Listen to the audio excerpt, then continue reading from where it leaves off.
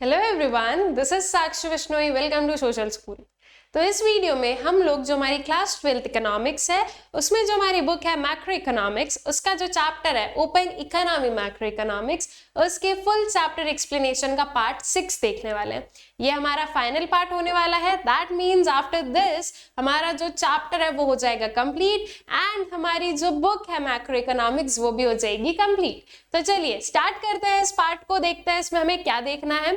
तो देखो, इसके पहले वाले जितने भी लेक्चर्स हम लोगों ने देखे हैं रिगार्डिंग द सेम चैप्टर, उसमें हम लोगों ने देखा है कि फॉरेन एक्सचेंज रेट क्या है, फॉरेन एक्सचेंज मार्केट क्या है, कैसे फॉरेन एक्सचेंज रेट को डिटरमाइन किया जाता है, बैलेंस ऑफ पेमेंट क्या होता है and components of balance of payment क्या होता है। अब जो लास्ट वाला लेक्चर था that is components of balance of payment, उसमें हम लोगों ने एक बात समझी थी, दैट इज जो हमारा बैलेंस ऑफ पेमेंट अकाउंट होता है वो डेफिसिट में होता है।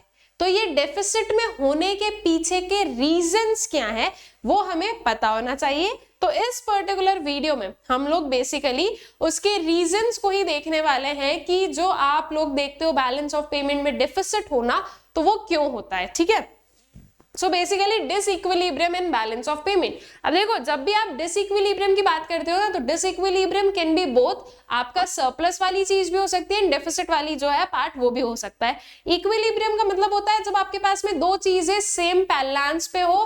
दैट इज, अगर हम बैलेंस ऑफ पेमेंट की बात करें तो credit side and debit side जो होता है, credit account and debit account जो है वो दोनों क्या हो, अगर सेम हो, दैट मीन्स जितना इनफ्लो उतना आउटफ्लो, तो वो आपका इक्विलिब्रियम रहेगा।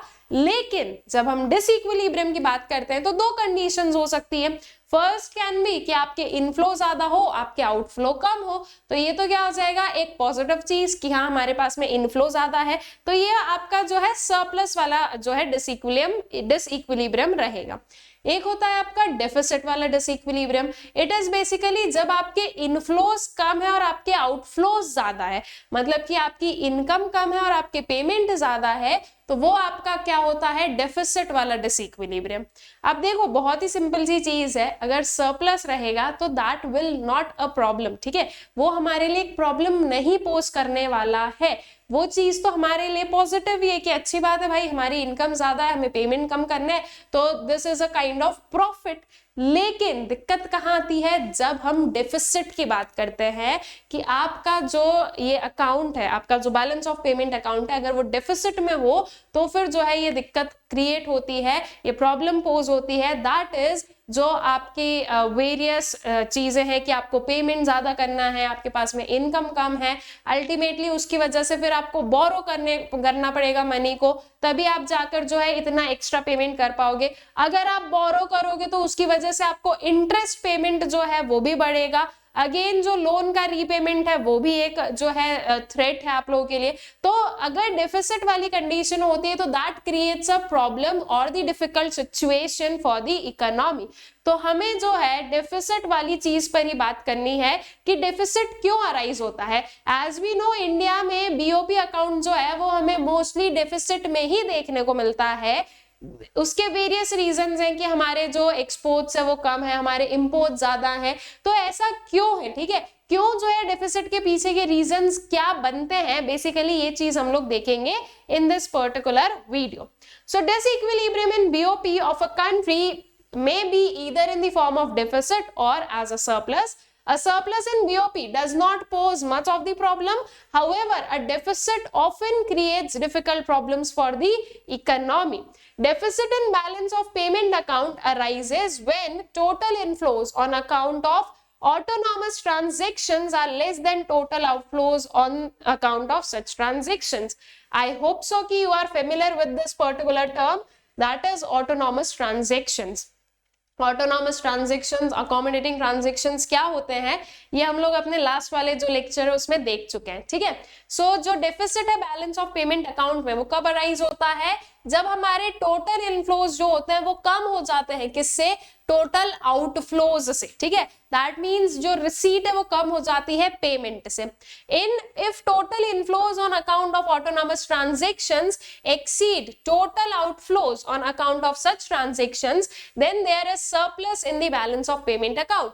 अगर जो है आपके पास में इनफ्लो ज्यादा हो जाए आउटफ्लो से, मतलब कि आपकी रिसीट ज्यादा हो जाए आपके पेमेंट से, तो वो क्या होता है, वो आपका सरप्लस जो है वो कहलाएगा, that is surplus of balance of payment accounts, ठीक है। देन उसके बाद में what are the causes of deficit और डिसइक्विलिब्रियम इन बीओपी, ठीक है। तो ये चीज हो गई कि भाई हमने जो है आपका जो सरप्लस एंड डेफिसिट है इस चीज को समझ लिया, एंड किसकी वजह से दिक्कत हो रही है वो देख लिया। तो सरप्लस क्यों अराइज हो रहा है या सरप्लस अराइज हो रहा है, तो उसको जो है नहीं अराइज होना है, तो ऐसी वाली कंडीशन तो कुछ है नहीं, तो इसीलिए हम कभी भी ये नहीं पढ़ेंगे कि what are the reasons for surplus in BOP, ठीक है। हम क्या पढ़ेंगे कि डेफिसिट के रीजंस क्या है, ठीक है, बिकॉज प्रॉब्लम तो वहीं से आ रही है ना। तो डेफिसिट के रीजंस क्या है, उसके जो है हम वेरियस फैक्टर्स देखेंगे। We have some political factors, some economic factors, some social factors. तो ये जो वेरियस फैक्टर्स है इन्हें हम लोग समझते हैं, इनके अंदर क्या क्या वेरियस हमारे पास में चीजें हैं वो देखते हैं। तो सबसे पहले आता है आपके पास में इकोनॉमिक फैक्टर्स। इकोनॉमिक फैक्टर्स को भी और फर्दर डिवाइड करो तो first one we have the developmental activities. अब देखो क्या होता है ना कि जो डेवलपिंग कंट्री है उसे डेवलप्ड कंट्रीज के ऊपर डिफरेंट वेज में जो है डिपेंडेंट होना पड़ता है, ठीक है।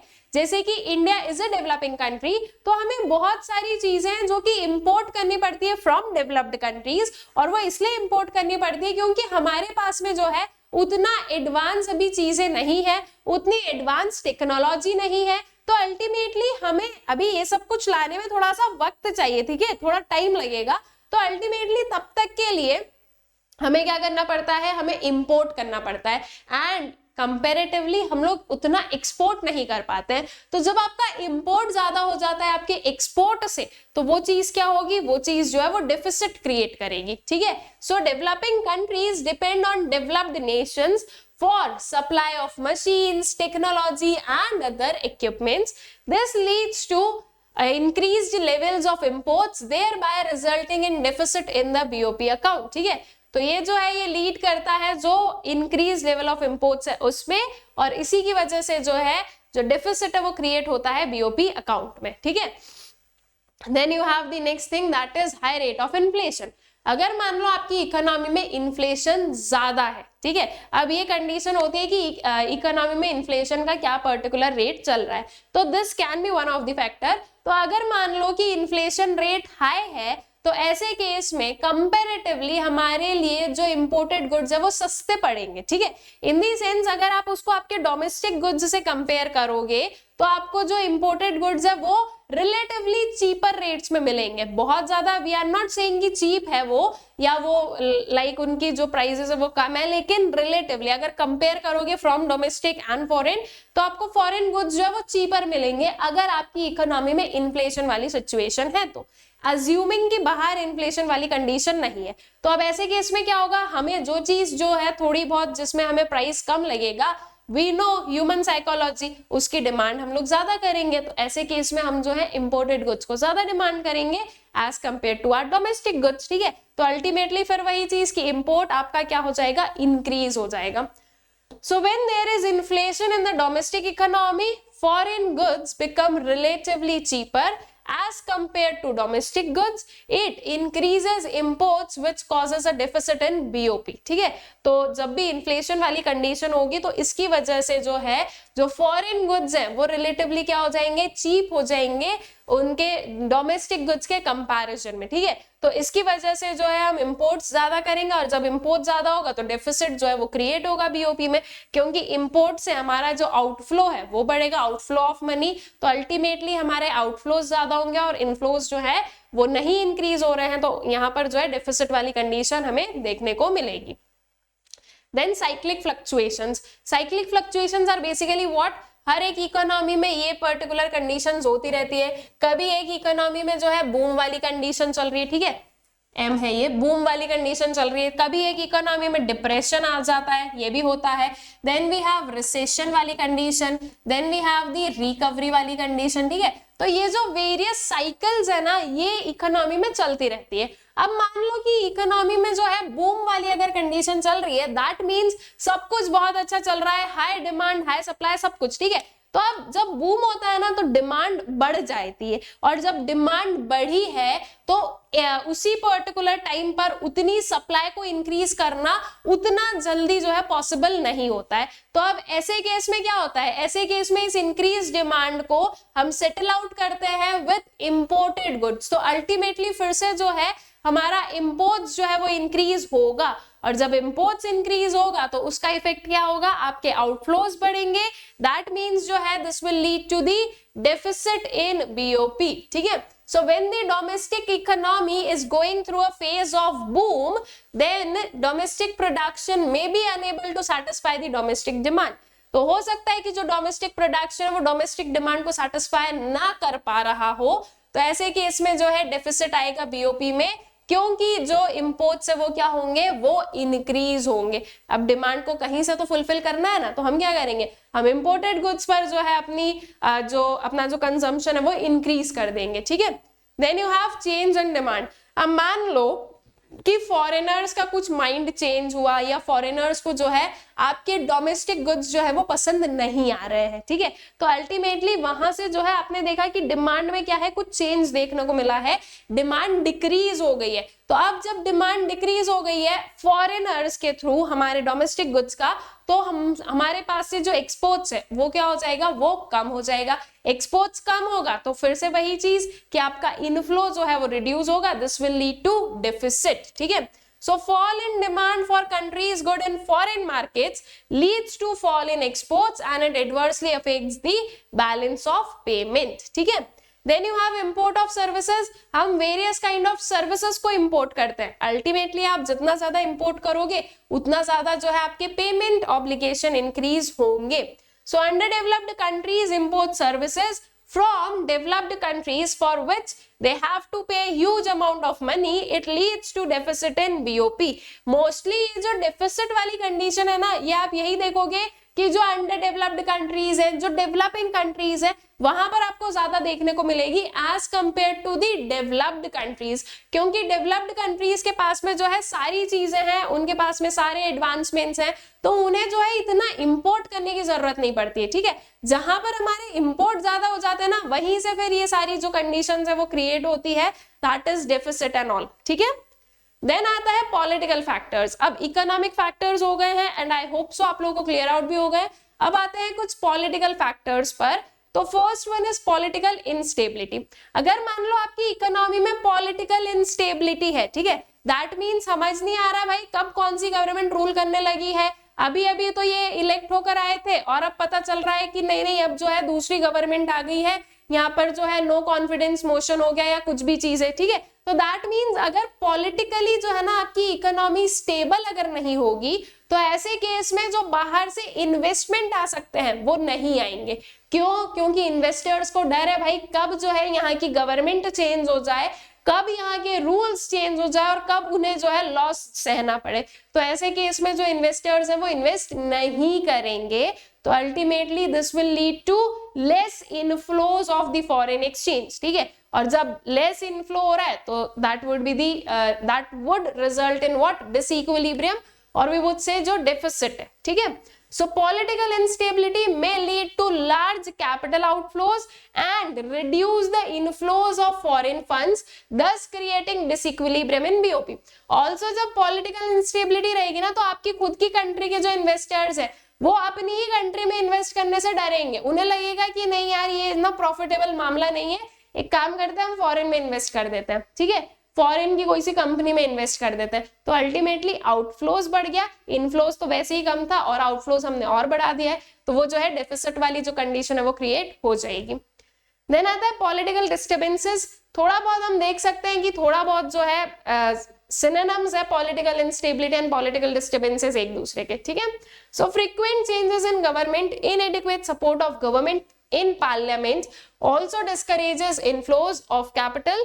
This leads to a deficit due to higher outflows than inflows, ठीक है। ये जो है ये deficit create करता है because of the higher outflows than inflows, ठीक है। अब आप लोगों को एक काम करना है, दैट मीन्स आप लोगों को मुझे एक आंसर देना है in the comment section, that is India की जो गवर्नमेंट है वो स्टेबल है या नहीं है। मतलब कि इंडिया में जो है हमें पॉलिटिकल स्टेबिलिटी देखने को मिलती है या नहीं, ठीक है। तो ये चीज जो है ये आप लोगों को बताना है मुझे। Then comes to some of the social factors, ठीक है ना। कुछ सोशल फैक्टर्स है, कुछ सोसाइटी से रिलेटेड जो है फैक्टर्स है। First one is your demonstration effect. क्या होता है ना, एक नॉर्मल सी चीज है, एक बहुत ही सिंपल सा एग्जांपल लो। जब कोई भी एक लो इनकम वाला पर्सन अगर हाई इनकम वाले पर्सन से मिलता है, तो वो जो लो इनकम वाला पर्सन होता है ना, वो उस हाई इनकम वाले को जो है ना एनालाइज करता है, उसको जो है उसको ऑब्जर्व करता है कि ये कैसे रहते हैं, क्या खाते हैं, क्या पीते हैं, क्या जो है क्या प्रोडक्ट्स ये यूज करते हैं। एंड वो जो लो इनकम वाला पर्सन होता है, उसे लगता है कि नहीं ये जो चीजें कर रहे हैं ना वो सही है, ये जो भी पर्टिकुलर गुड्स को यूज कर रहे हैं वो ज्यादा अच्छे हैं, हम भी ये करते हैं, ठीक है। ये एक नॉर्मल सिनेरियो, आप लोग खुद भी इस चीज को जो है अपने आप के ऊपर देख सकते हो। Someone who is like above to you, इससे जो है आप अपने आप का कंपेयर कर सकते हो, या फिर किसी का लिविंग स्टैंडर्ड जो कि आपसे ज्यादा अच्छा है। तो अगर आप लोग देखोगे, अगर थोड़ा अपने आप को एनालाइज करोगे, तो ये हर एक पर्सन के जो है ना माइंड में होता है कि वो थोड़ा बहुत देखता है, अच्छा ये ऐसे रहते हैं, ओके ये पर्टिकुलर गुड्स को यूज करते हैं, ये वाली चीज है।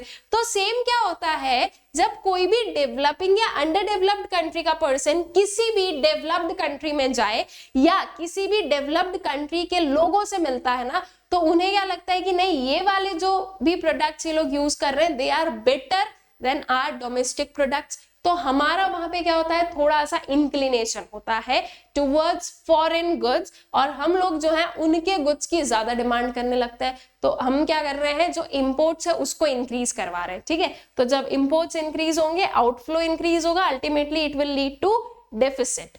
So when the people of underdeveloped countries come in contact with those of advanced countries, they start adopting the foreign pattern of consumption. Due to this reason, their imports increases and it leads to an adverse balance of payment for underdeveloped countries. ठीक है, तो जो है इसी वजह से क्या हो रहा है कि जो imports है वो increase हो रहे हैं, and this leads to an adverse impact on the balance of payment situation. Then you have changes in taste preferences, fashion and trends. तो ये बहुत ही जो है we would say कि subjective चीज है कि आपके जो है taste preferences change हो जाए, या जो फॉरेनर्स हमारे गुड्स को कंज्यूम कर रहे थे उनके टेस्ट प्रेफरेंसेस चेंज हो जाए, तो उसकी वजह से भी एक्सपोर्ट एंड इंपोर्ट पर जो है इफेक्ट होता है।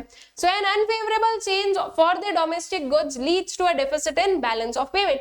अनफेवरेबल चेंज डोमेस्टिक गुड्स के लिए, दैट मींस जो है जैसे कि मान लो फॉरेनर्स जो है वो डोमेस्टिक गुड्स को अब डिमांड नहीं कर रहे हैं, ठीक है, उनका प्रेफरेंस चेंज हो गया, they are preferring some other goods. जो डोमेस्टिक पीपल है वो डोमेस्टिक गुड्स को डिमांड नहीं कर रहे, तो ये जो अनफेवरेबल चेंजेस है उसकी वजह से क्या है, उसकी वजह से जो डेफिसिट है वो क्रिएट होता है in the balance of payment account. All right, so these were some of the reasons जिसकी वजह से जो है हमें डेफिसिट देखने को मिलता है अपने बैलेंस ऑफ पेमेंट अकाउंट में। एंड आई होप सो कि ये सारे ही रीजंस आप लोगों को अच्छे से क्लियर हो गए हैं। And I also hope so कि ये जो पूरा चैप्टर है हमारा ओपन इकोनॉमी मैक्रो इकोनॉमिक्स, ये पूरा चैप्टर जो है आप लोगों को अच्छे से क्लियर आउट हो गया है। तो विद दिस चैप्टर कंप्लीट होता है, चैप्टर मतलब ये पार्ट कंप्लीट होता है, पार्ट के साथ साथ में पूरा चैप्टर कंप्लीट हो जाता है हमारा। इसके अपार्ट एक बहुत ही important information, that is Unacademy पर डेडिकेटेडली ह्यूमैनिटीज के जो बैचेस है वो लॉन्च हो चुके हैं for class 11th and for class 12th। अगर अभी तक आप लोगों ने एनरोल नहीं किया है तो जल्दी से जाकर एनरोल कर लीजिए, और इन बैचेस का जो बेनिफिट है वो बहुत ही अच्छे से जो है ना आप लोग उसे कंज्यूम करो, ठीक है। इन दी इकोनॉमिक्स की लैंग्वेज में बोलूं तो एक रैशनल कंज्यूमर हो तो रैशनल चीजों को बिल्कुल आप जो हो चूज करो यहाँ पर। सो क्लास 11th के लिए हमारे पास में इंसेप्शन ह्यूमैनिटीज बैच है, and for class 12th we have victory humanities batch. दोनों ही बैचेस में हम लोग आप लोगों के सारे ही सब्जेक्ट्स को जो है कवर करवा रहे हैं। So to enrol in these courses and to get maximum discount आप लोगों को कोड यूज करना है, that is Sakshi V, SAKSHIV। इसके अपार्ट आप लोग अनअकैडमी पर किसी भी कोर्स में एनरोल कर सकते हो एंड मैक्सिमम डिस्काउंट जो है वो गेन कर सकते हो using the code Sakshi V. इसके apart you can join our Telegram channel social school, जहां पर आपको वेरियस अपडेट्स मिलते रहेंगे रिगार्डिंग चैनल पर क्या चल रहा है, कब कौन सा वीडियो आने वाला है, ये सारी चीजें। आई होप सो ये सब कुछ आप लोगों को अच्छे से क्लियर आउट हो गया है। ऑल्सो जो हमारा चैप्टर था वो भी अच्छे से क्लियर आउट हो गया है, एंड आई होप सो कि जो पूरा मैक्रो इकोनॉमिक्स है वो आप लोगों को प्रॉपरली जो है क्लियर हो गया है। Thank you.